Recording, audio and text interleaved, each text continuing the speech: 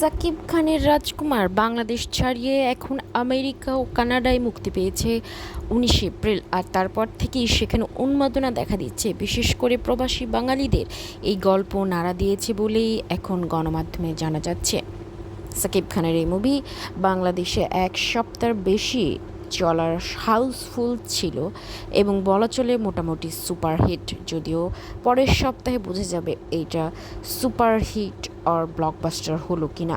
তবে আজকে প্রথম দিনেই কানাডা ও ইউএসএ এর হলগুলো ছিল একদম হাউসফুল, যেখানে সাকিব খানের মুভি অভিনয়, সকলের অভিনয় সবাইকে আকর্ষণ করেছে।